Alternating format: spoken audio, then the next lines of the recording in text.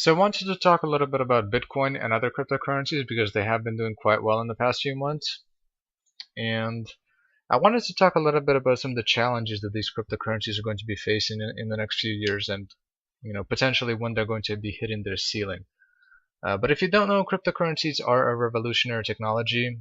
You essentially can create a currency that is finite, that can be broken down into as many parts as you want. So it could be, you can have really small fractions of it, essentially infinitely small, and then you can trade it pretty much for free. So you can get a you can trade a Bitcoin pretty much for free, whereas services like PayPal will charge you a 2.9% fee whenever you pay for something. So 2.9% is a fairly significant amount, so if you can do it for free, that is quite better. Whenever you have a currency that can be traded for essentially for free, it's much better than a currency that has a fee attached to it to trade it.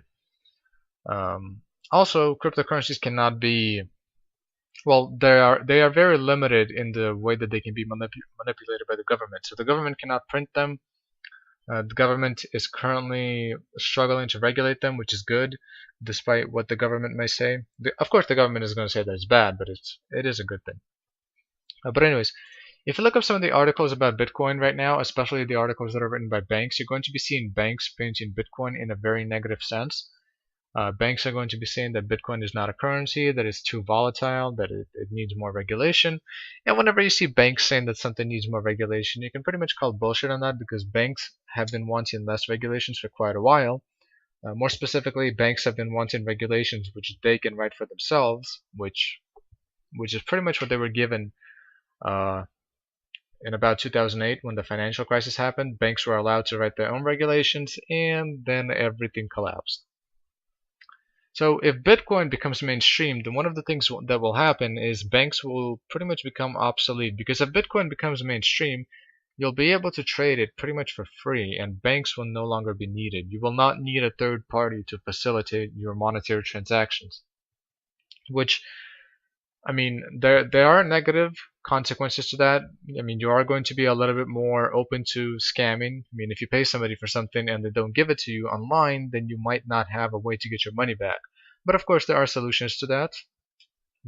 There are solutions that can be introduced to that. But anyways, banks currently have about $16 trillion in assets, and one of the main issues that I see with Bitcoin is whenever you have an industry that has $16 trillion in assets that will probably become obsolete if Bitcoin takes off, you're going to be having a lot of backlash from the banking industry because they're not going to be liking Bitcoin by any means. So the banking industry is going to be trying to paint Bitcoin in as negative of a sense as possible. They're going to be getting a lot of people to write negative articles about Bitcoin. They're going to be blowing up very small things out of proportion and saying that, oh, it needs more regulation, or, oh, you can use it to launder money and therefore we shouldn't use it. Like, you're going to be seeing a lot of that.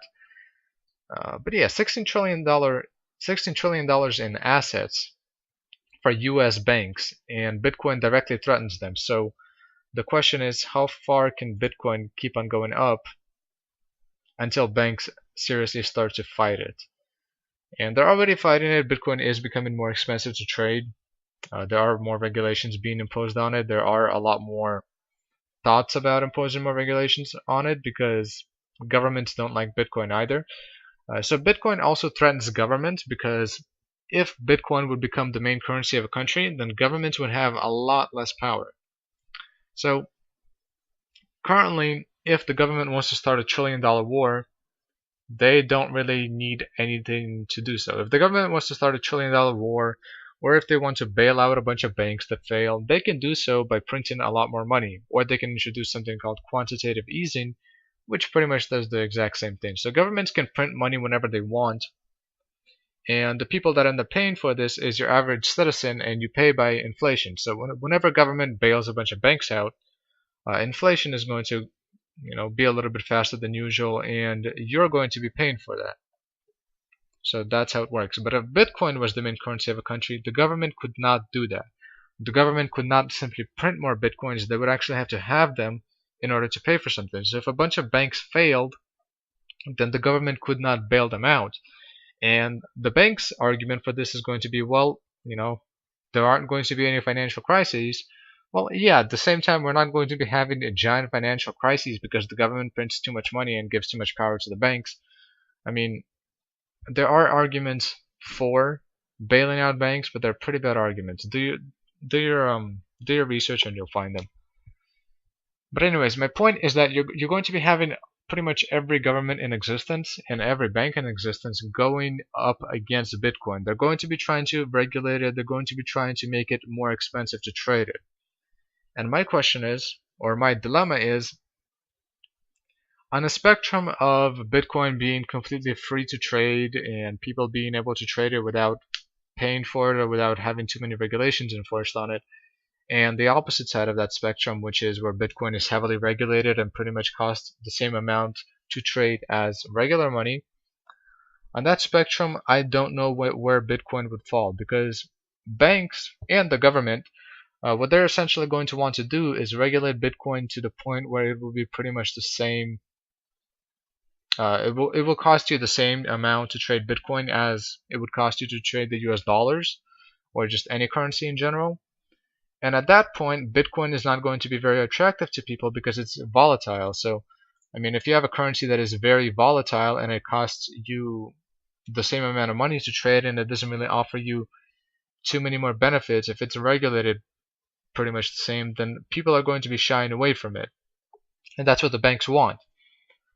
So the question is, how free can this currency stay and for how long? Because if it's going to continue going up, then it has to remain free. Because if banks and governments are going to succeed in enforcing certain regulations on it and making it more expensive, then Bitcoin will probably top out fairly soon. Because, you know, one of the main reasons why people buy Bitcoin is because the governments can't really they can't influence it too much. And especially when governments are failing and when governments are printing more money, Bitcoin becomes a much more attractive option. But if governments can regulate it even more, then the same people that would buy it would no longer see it as such an attractive option. So that's the dilemma there. That's one of the challenges that it needs to really overcome. And I'm just worried about how it would possibly overcome a $16 trillion banking system as well as all the governments in existence. I don't know how something like this could possibly coexist. It comes down to the scenario where it would be much better for the individual if Bitcoin would become mainstream, or if it would become the main currency of a country. But it would be very, very, very bad for banks and governments if Bitcoin was to become the main currency of a country.